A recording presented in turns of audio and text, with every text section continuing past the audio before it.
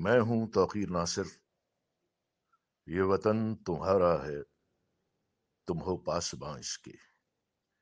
یہ وطن ہمارا ہے اور ہم سب اس کے پاسبان ہوں۔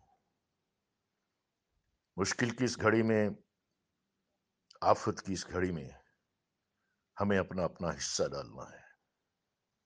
حکومت کی طرف سے احکامات، ہدایات پر ہمیں عمل کرنا چاہیے۔ اپنے آپ کو گھروں تک محدود کر لیں، اپنے آپ کو محفوظ کر لیں، اپنے لیے، اپنے بچوں کے لیے، اپنے خاندان کے لیے، اپنے ہمسایوں کے لیے، اپنے پاکستان کے لیے۔